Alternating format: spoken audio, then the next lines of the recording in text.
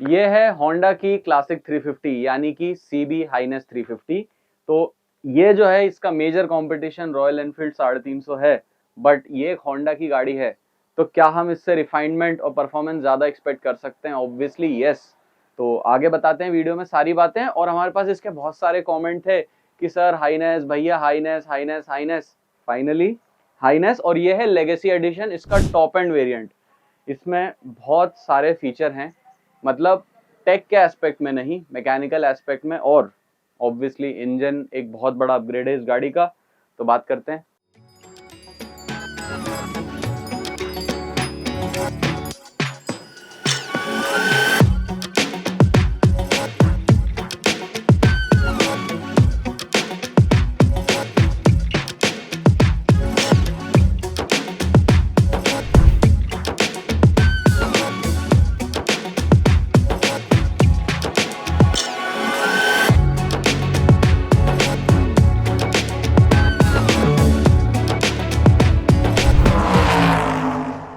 Design इसका बहुत ज्यादा नीट है, बताता हूं कैसे। देखो बेसिकली क्या होता है कि क्रोम और जो एल्यूमिनियम फिनिश इसमें दिया हुआ है और जो ग्लॉस ब्लैक दिया हुआ है वो इतना प्रोपोर्शनेट है कि डिजाइन तो बात की बात है। पहले अगर आप इसकी कलर स्कीम्स देखोगे ना तो वो मेरे को बहुत सही लगी कि यहाँ जो ये इसके हॉर्न है, एक यहाँ पे है और एक यहाँ पे है।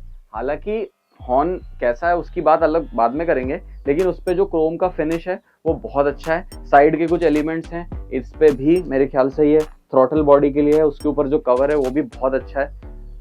क्रोम बहुत ज्यादा एक्सेसिवली यूज नहीं किया है, और इसमें जो ये स्ट्राइप्स हैं गोल्डन वाली और व्हाइट वाली और ये ब्लू और ये मिडनाइट ब्लू आप कह लो इसको, ये जो टोटल कॉम्बिनेशन है वो लगता बहुत अच्छा है।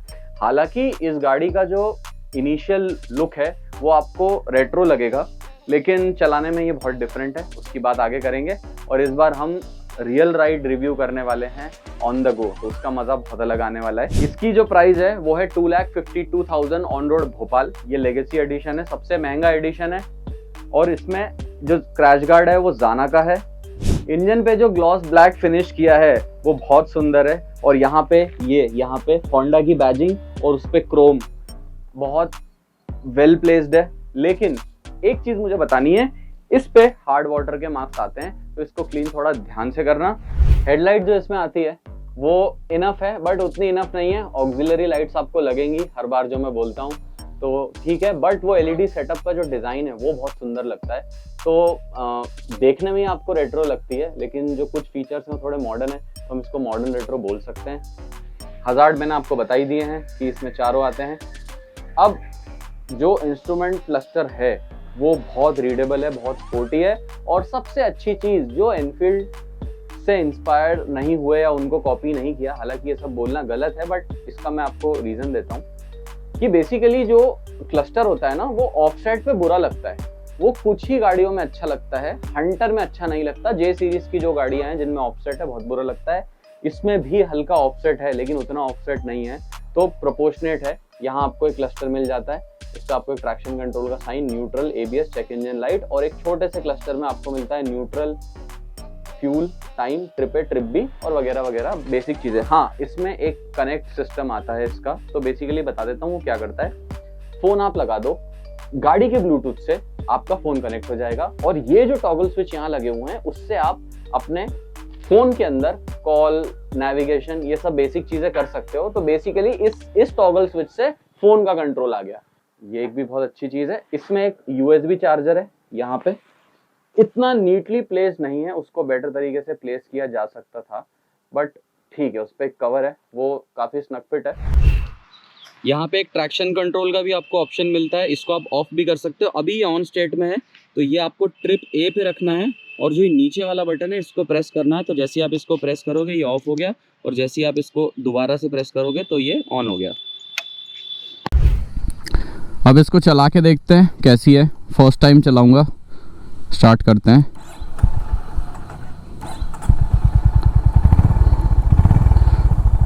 बहुत स्मूथ है, मतलब अगर होंडा ने ऐसे एनफील्ड को कॉपी करने की कोशिश करी है तो बहुत अच्छी बात है। वैसे नहीं करी है, ये एक डिफरेंट प्रोडक्ट है, पर बहुत ज़्यादा स्मूथ है। इनिशियल इंप्रेशन अगर आप पूछोगे तो स्मूथनेस का तो कोई तोड़ ही नहीं है। हल्की सी मिरर पे वाइब्रेशन है, ऑब्वियसली सिंगल सिलेंडर है, लेकिन इतने लॉन्ग स्ट्रोक के साथ मैनेज बहुत अच्छे से किया हुआ है। तो लो एंड जो है ना वो थोड़ा सा एनफील्ड के मुकाबले कम है, उसकी बात आगे करेंगे, वो थोड़ा शॉर्ट गियरिंग टॉल गियरिंग वाला हिसाब है। लेकिन अभी चलते हैं। सेकंड गियर तो बहुत ही अच्छा है, पंची इंजन है।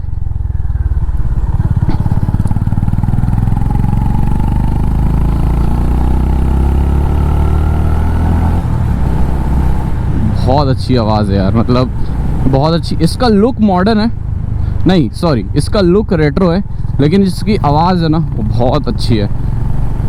मतलब अगर आप एनफील्ड के थंब को थोड़ा पतला कर दोगे तो आपको इसका थंब मिल जाएगा। इसकी चैसी लाइट है। अब क्योंकि इसकी चैसी लाइट है, मतलब काफ़ी हद तक इसकी चैसी जो है वो सिमिलर टू जे सीरीज़ है। एक ऐसे हाफ डुप्लेक्स क्रैडल पे बैठती है, एक सिंगल फ्रेम आता है, फिर वो डबल हो जाता है, ये इमेज में दिख रहा होगा। तो होता क्या है कि इसका वेट भी एनफील्ड से कम है। अब क्योंकि वो वेट कम है ना, तो आपको ये लाइट फील होती है, तो ऐसा आपको स्टेबिलिटी वाला फैक्टर थोड़ा गायब होता हुआ दिखता है, बट ऐसा है नहीं। गाड़ी बहुत स्टेबल है। क्योंकि उसका फील लाइट है तो लगता है कि कम स्टेबल है, बट ऐसा नहीं है।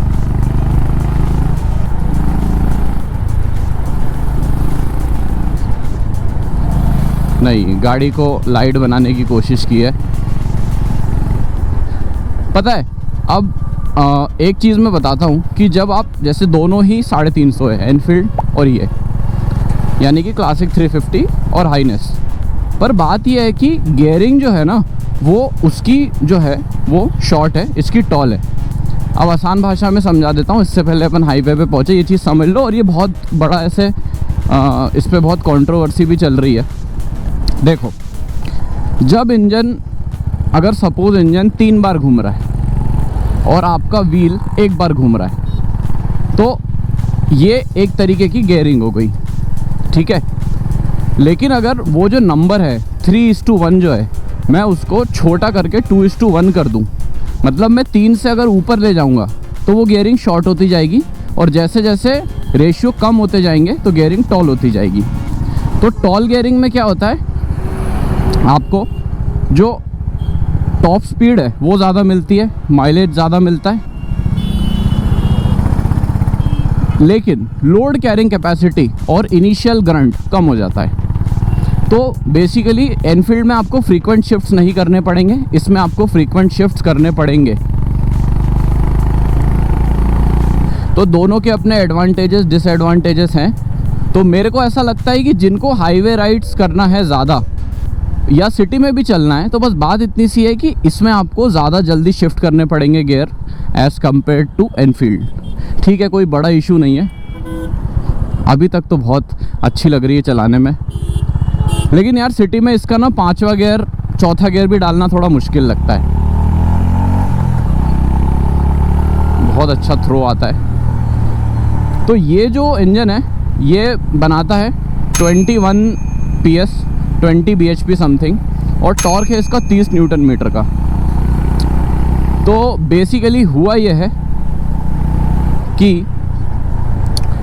इसकी गियरिंग कर दी है टॉल, तो ऑन पेपर तो आपको लगेगा कि ये इंजन ट्रैक्टेबल होना चाहिए एज़ कम्पेयर टू एनफील्ड के इंजन के, बट क्योंकि इसकी गियरिंग जो है वो टॉल है तो ये आपको उतना ट्रैक्टेबल नहीं लगता। तो स्लो स्पीड्स में ना वो ज़्यादा बेटर लगता है, बट ये चीज़ कॉर्नर बहुत अच्छे से करती है। तो आगे जो है वो 110 प्रोफाइल का टायर है 19 इंच पे, और पीछे वाला जो टायर है वो है 130 सेक्शन का 18 इंच पे। तो सेटअप तो सेम है एनफील्ड वाला ही, और उसी के कंपटीशन की गाड़ी है, बट वॉबल इश्यूज़ भी नहीं है। सस्पेंशन देखते हैं कैसा है। हाँ, मतलब ठीक है, अच्छा है, बैलेंस्ड है। स्टिफ नहीं बोलूँगा मैं इसको, फर्म बोलूँगा।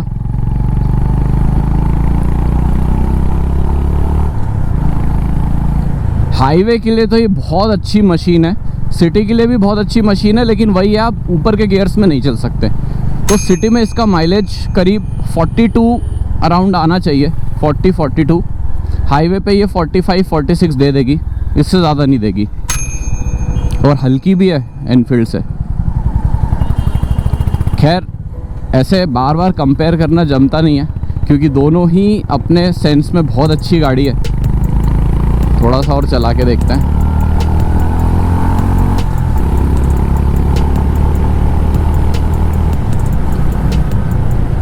बहुत टॉल गियरिंग है यार, बहुत टॉल गियरिंग है। तीसरे पे ही 80 हो जाती है।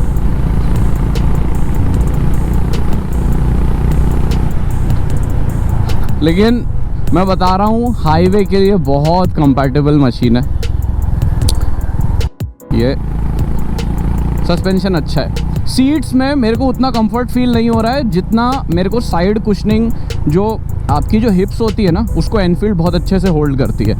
ये उतना अच्छे से होल्ड नहीं कर पा रही है। जस्ट अभी मैंने एनफील्ड चलाई है, सबसे पहले वाला मॉडल, इसके पहले ओवरहेड वाल्व वाला।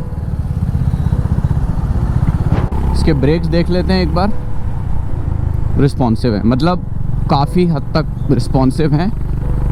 पिछला वाला बाइट थोड़ा बेटर हो सकता है, अगला तो बहुत क्रिस्प है। और इसमें नोज डाइव नहीं है। पता है, मैं हमेशा बोलता हूँ कि नोज डाइव बहुत मैटर करती है। जब आप इसको दबाओ ना, तो ऐसे पूरा अंदर नहीं जाना चाहिए सस्पेंशन, लेकिन इसकी डैम्पिंग भी अच्छी है और इसमें नोज डाइव भी नहीं है। तो बेसिकली जो लोग चाह रहे हैं ना कि थोड़ा सा स्पोर्टी नेचर हो लेकिन लुक थोड़ा सा रेट्रो हो, उनके लिए ये एक बहुत अच्छा ऑप्शन है यार। मतलब लेजिट मैंने इतना एक्सपेक्ट नहीं किया था ये गाड़ी चलाने से पहले कि ये कुछ ऐसी निकलेगी।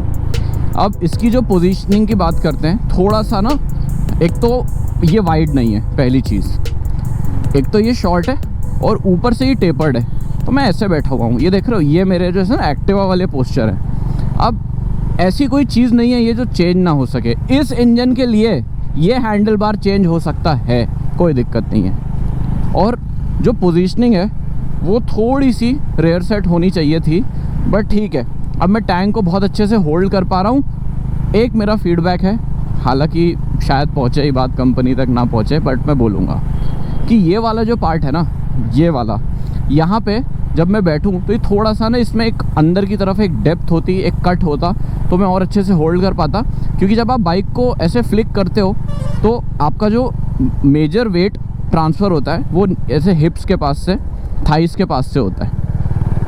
तो वो एक चीज़ मुझे लगती है कि और टैंक को बेटर ग्रिप बनाई जा सकती है। हालांकि इसको टैंक ग्रिप से सॉल्व किया जा सकता है, लेकिन जब वो टैंक में पैर फंसते हैं ना ढंग से, तो उसकी बात ही अलग है।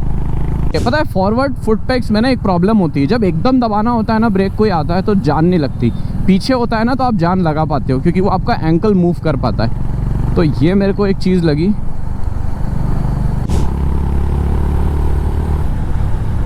बहुत बहुत अच्छी मशीन है यार, बहुत अच्छी मशीन है, बहुत स्मूथ मशीन है। विजिबिलिटी भी मिरर की ठीक है, कोई आपको इशू नहीं है, वाइब्रेशन नहीं है। खड़े में तो वाइब्रेशन आता है, चलती है तो वो भी नहीं आता। अभी स्पीड है हमारी 60, ये 60 आ गई। अब हमने 4th गियर डाला, आराम से चल रही है।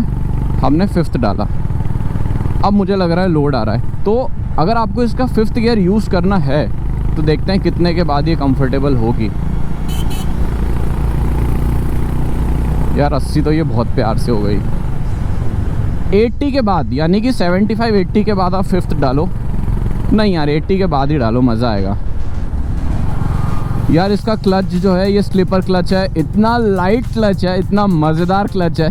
और इसका ट्रांसमिशन भी बहुत स्मूथ है, बेहतरीन ट्रांसमिशन और बेहतरीन क्लच। इसमें स्लीपर एंड असिस्ट क्लच है। मतलब क्या बोलूँ यार, मज़ा ही आ गया है। अब इस टॉल गियरिंग पे मेरा एक फीडबैक है कि जो इनिशियल गियरिंग थी ना, उसको भले ही शॉर्ट रख लेते, यानी कि 1st, 2nd और 3rd, 4th और 5th को लॉन्ग कर देते, जैसा स्क्रैम के केस में किया हुआ है। तो सिटी में वो बहुत ट्रैक्टेबल लगती है और हाईवे पे उतनी फन लगती है। यहाँ क्या है, हर गियर को इतना बड़ा कर दिया है। ऐसा क्यों किया पता नहीं, शायद माइलेज कंसर्न था या क्या था, कुछ तो बात होगी कि किया गया। लेकिन इस पर थोड़ा सा ध्यान एक बार और दिया जाएगा तो मुझे लगता है एक बहुत रिफाइंड प्रोडक्ट बन के निकलेगा ये। ना तो हैंडल बार पे वाइब्रेशन है, ना ही फुट पैक्स पे वाइब्रेशन है। ये एक चीज़ बहुत अच्छी करी है, वाइब्रेशन फ्री गाड़ी बनाई है। बहुत मतलब है ही नहीं, हल्का फुल्का है, बहुत ही ना के बराबर।